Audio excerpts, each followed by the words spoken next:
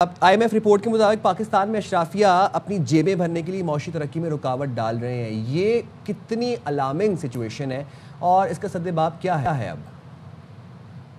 देखिए, एक तो ये बात है कि इस रिपोर्ट को इस तनाजुर में समझे कि ये पाकिस्तान अथॉरिटीज़ ने खुद एग्री किया विद द IMF कि वो एक जिसे कहते हैं overarching diagnostic of governance and corruption Pakistan में करें। IMF 2018 में एक फ्रेमवर्क के तहत ये काम करता है और उसने 15-20 ममालिक के साथ ये काम किया है और उन अथॉरिटीज़ के कहने पे किया है। सो एक तो ये बात हो गई। इसमें उन्होंने पाकिस्तान की budgetary management, tax policy, public spending, market regulation, financial oversight, anti money laundering, rule of law, anti corruption frameworks, इन सब चीज़ों को देखा है। इससे हमें ये अंदाज़ा करना चाहिए कि ये एक ब्रॉड बेस्ड और डीप फेडरल गवर्नमेंट और प्राइवेट सेक्टर का जो इंटरैक्शन है उसका एक अक्कासी है जो हमारे सामने आई है।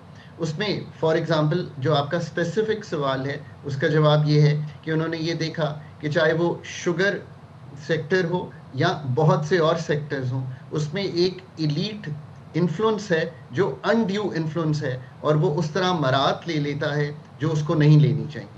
आप इसमें IPPs भी ऐड कर सकते हैं। सो ये एक ब्रॉडर उन्होंने प्राइवेट सेक्टर का अनड्यू मरात, इसी तरह स्टेट ओन्ड एंटरप्राइजेस को जो कंसेशंस और जिस तरह उनको पब्लिक प्रिक्योरमेंट के मद में केयरफुल होना है उसकी अक्कासी की है। और ये एक ब्रॉड अक्कासी है इस चीज़ की कि जो सिविरिटी है इन बिल्ट करप्शन की, यानी कि क्या मतलब है, इसका सिस्टेमिक है corruption in the system, it's become part of the system. और उसने फिर बहुत से ब्रॉड बेस्ड जिसे कहेंगे पेटी corruption, administrative corruption, state capture, elite, जिसका आपने एक जिक्र किया, और उन्होंने फिर की फाइंडिंग्स में बताया कि जैसे क्यों होता है ये। और ये कोई नई बात नहीं है। द इम्पॉर्टेंट पार्ट है कि आप पाकिस्तान की अपनी कमिटीज़ की रिपोर्ट्स देख लें, उसमें सब में लिखा है कि टैक्स सिस्टम कॉम्प्लेक्स है, ओपेक है, फुल ऑफ एग्जेम्पशंस है। लेकिन खाकान साहब, एक चीज़ मैं आपसे जानना चाहूँगी, आप और हम जब इसी प्रोग्राम के हवाले से, जब ये प्रोग्राम्स का इजरा होना था, मुज़ाकरात होते थे, मीटिंग्स होते थे, तो आप बताते थे हमें और सब दीगर जो है माशी माहिरीन बताते थे कि देखिए जी इस्लाहाती एजेंडे के साथ भी आया है IMF, तो अगर ये इस्लाहात हो जाएं तो हमें फिर 26वें प्रोग्राम में नहीं जाना पड़ेगा। लेकिन इस रिपोर्ट से तो ये अंदाज़ा हो रहा है, जो हालात, जो मंजर कशी इसमें की गई है यहाँ पर गवर्नेंस के हवाले से, कि अब 25वें क्या, अब तो शायद 26वें प्रोग्राम में भी जाना पड़ेगा। So Sadaf, you and I have spoken about this, और मैंने exactly ये जुमला कहा था कि आपको एक वक्त और स्पेस मिल गए हैं, आप मेरा प्रोग्राम अपना साथ निकाल के रीरन कर सकती हैं। आई यूज टू यूज दिस कि टाइम एंड स्पेस मिला है कि आपके जो फंडामेंटल इश्यूज हैं गवर्नेंस के, इकोनॉमिक मैनेजमेंट के, बजटिंग के, टैक्स पॉलिसी एंड एडमिनिस्ट्रेशन के, इन्वेस्टमेंट के, प्राइवेटाइजेशन के, SOEs की मैनेजमेंट के, अगर इनको हल नहीं करेंगे, NFC के अगर इनको हल नहीं करेंगे, तो जो आपकी अंडरलाइंग स्ट्रक्चरल इश्यूज हैं वो चेंज नहीं होंगे। ये बड़ा वर्ड यूज हो गया पाकिस्तान में, स्ट्रक्चरल, इसीलिए मैं इसको कम यूज करते हुए मैं तो आपको exact time and space, fundamental issues और वो इश्यूज, मगर वो इशू एड्रेस नहीं हुए ना, ये रिपोर्ट तो ये बता रही थी। इट मींस कि फिर आप मजीद IMF पर ही रिलाई करेंगे बाद में, किस तरह से फिर आगे बढ़ेंगे? So that's the second part of the thought process, right? Let's say कि इन 3 साल में आप अपने डॉक्टर्स को एम्प्लॉय करके, मैं आज भी सदफ कहता हूँ कि करप्शन सारी हाईलाइट हो गई है ना, ये भी याद रखिएगा, you and I may talk 5 years down the road, कि पाकिस्तान का इशू करप्शन से ज़्यादा it's the competence, the morality of the people who run the system at every level. If you don't address that issue, तो corruption जो है वो एक manifestation है उस चीज़ की जो इस सिस्टम में हम मेरिट या इस सिस्टम में हम मोरालिटी को जब तक नहीं उभारेंगे, स्कूल से लेके आखिर तक, तो ये सिस्टम ठीक नहीं होगा।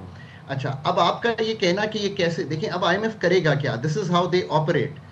What they will do Sadaf is the following, वो इसमें से चीज़ें उठाएंगे, वो कहेंगे जैसे SOEs को आप प्रेफरेंस देते हैं प्रोक्योरमेंट में, इसको मेंड करने के लिए आपको बना देंगे वो क्या चीज़, वो एक बना देंगे बेंचमार्क या स्ट्रक्चरल बेंचमार्क या इंडिकेटिव टारगेट। सो 2 साल आप ये देखते रहेंगे, एंड रिजल्ट में जाके आपको रिजल्ट ये पता चलेगा कि कि जो इम्प्लीमेंटेशन हुई भी वो उस तरह से नहीं हुई, so you will be looking at another 3 years of doing the same thing. बेहतर तरीका क्या है? आज भी रियलाइज करें कि you need to build your own HR which understands to solve this. मैं एक और बात सदफ आपको कहूं, इस रिपोर्ट से बहुत ज्यादा गहराई में जाके कई चीजें आप हल कर सकते हैं जो आपको करनी है। मतलब NFC का जिक्र नहीं है। NFC is a main barrier in sorting out कि प्रोविंसेस को क्या मिला हुआ है, फेडरल गवर्नमेंट कितना फांक है। Debt restructuring is a main area जो आपको देखना है। सूबों के इशू को तो एड्रेस नहीं किया गया। सूबों के जो सारा सिस्टम है जो उनका, इसमें विफाक के हवाले से सारी रिपोर्ट आई है। तो आपके ख्याल में अगर मैं आपसे 3 अहम निकात पूछूं जो आपको लगता है कि फौरी एड्रेस होने चाहिए और बड़ी इसमें परेशान कुन सूरत हाल है इस रिपोर्ट के अंदर, तो वो आप क्या बताएंगे खाकान साहब? Tax policy for growth and investment, not for increasing just the tax to GDP ratio. So thought process change होना है। उसी से अगर आप 38% टैक्स सदफ पे नहीं लगाएंगे तो वो अपनी सैलरीड और नॉन सैलरीड को लेके आना शुरू कर देंगी into the tax net. That's the first thing.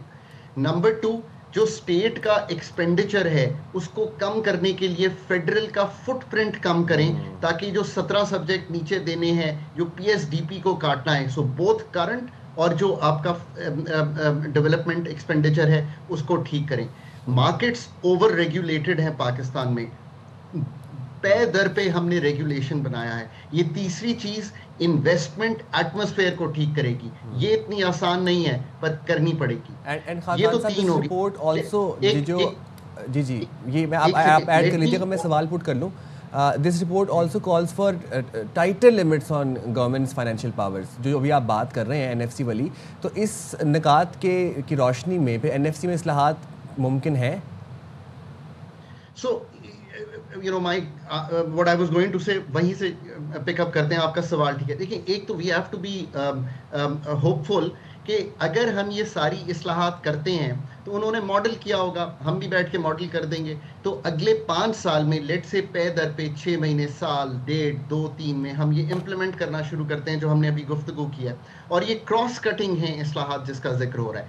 तो होगा क्या?